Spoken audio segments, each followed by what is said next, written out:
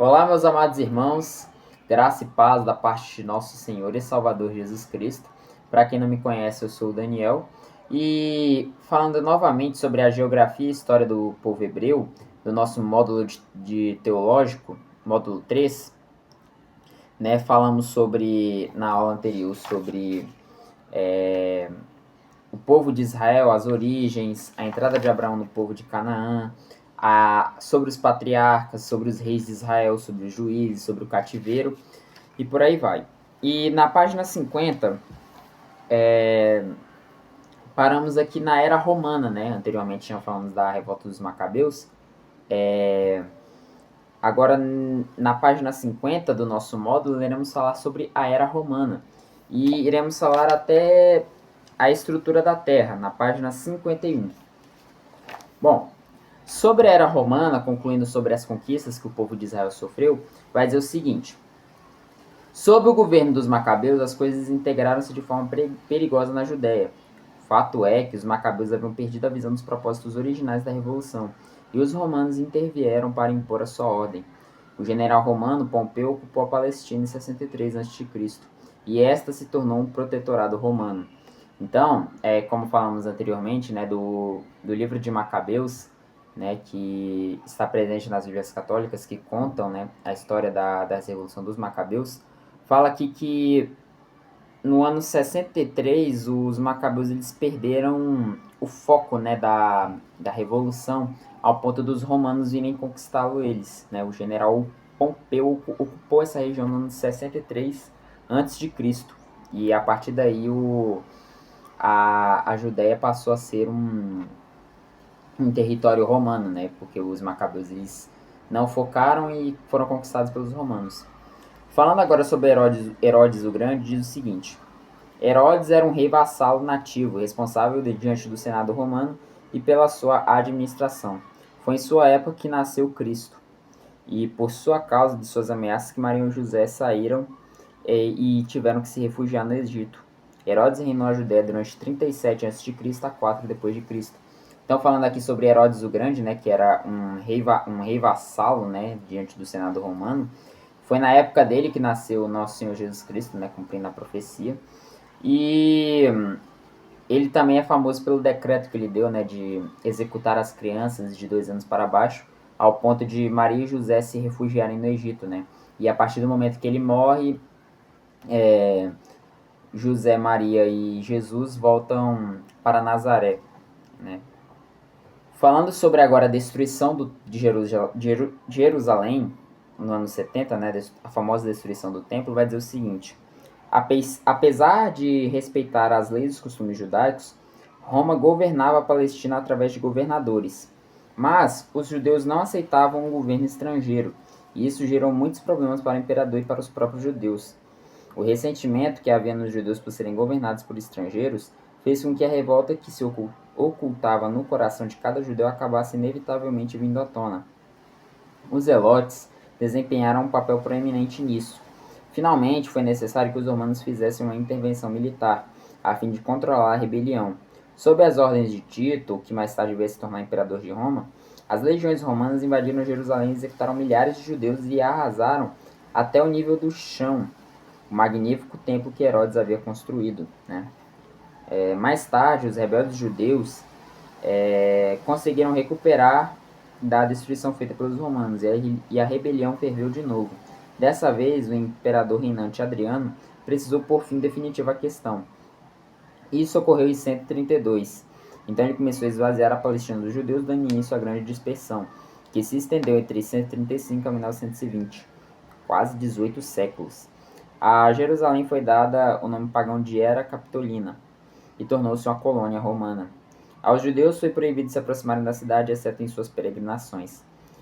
Os centros judaicos de erudição e cultura foram transferidos para lugares como a Galileia, a Babilônia, a colônia norte-africana de Carium e a Península Ibérica.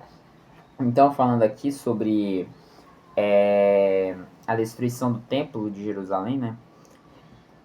Teve um grupo que se revoltou contra o Império Romano naquela época e eles estavam revoltados, né? Citou aqui como exemplo os zelotes, eles se revoltaram contra o governo romano ao ponto do governo romano na época reagir contra essas sanções e desafios, né, dos judeus daquela época, especificamente dos zelotes, ao ponto de assolarem Jerusalém, inclusive destruir o templo em que Herodes havia construído. E vai falar também que mais na frente eles voltaram de novo, né? Eles conseguiram recuperar da grande destruição feita e eles ferveram outra rebelião. Mas só que aí no ano 132, o imperador Adriano pôs fim nessa questão, né? Ele venceu mais uma vez os judeus daquela época e começou a esvaziar a religião da Judéia, né, da Palestina, aquela região, de judeus. Ele literalmente expulsou os judeus daquela região. E quase 18 séculos, né, fala aqui que só voltou em 1920, né, se estendeu de 135 a 1920, quase 18 séculos depois os judeus foram voltar. E os judeus eles eram proibidos de se aproximar da cidade, né, exceto se for questão de peregrinações. E os costumes judaicos, né, foi transferido para outras regiões, né, como a Babilônia, a Galileia, a Península Ibérica e o norte da África, né. Então falamos aqui sobre a Era Romana, sobre Herodes o Grande e a assolação de Jerusalém no ano 70, prevista até pelo nosso Senhor Jesus Cristo em Lucas capítulo 21. Então, agora iremos falar da geografia física da Palestina. A Bíblia existe para nos contar uma história de revelação de Deus aos homens em vários períodos. E o povo que Deus escolheu para desempenhar esse papel foi a nação de Israel. Deus não escolheu uma grande nação altamente civilizada para expressar sua vontade ao mundo, mas um povo pequeno e sem valor. O lugar que Deus escolheu para colocar esse povo também não foi um lugar grande, mas grande coisa Deus fez neste lugar, ao ponto de impressionar o mundo todo, nos legando conhecimentos extraordinários. Mas por que Deus escolheu a terra de Israel para seu povo escolhido? Canaã era a terra de passagem, pequena e sem importância. Jerusalém, capital nacional, era o centro comercial da terceira categoria do mundo, que na época já continha algumas grandes cidades. Mas o fato de Israel ser mais corredor de passagem que lugar de fixação fez dele um lugar ideal para a difusão de ideias ou revelação novas. Estava localizado entre dois grandes centros culturais do mundo antigo, o Egito e a Mesopotâmia. Era o território pelo qual passava muita gente seguindo as rotas comerciais. Essa terra oferecia ainda ambiente apropriado para aprender lições sobre Deus, Criador e Providente. A terra dependia de Deus, que lhe mandava as chuvas de importância vital e mantinha distantes os gafanhotos e a fome. E a terra não tardou a desfazer qualquer loucura ou cobiça da parte do povo que a ocupou.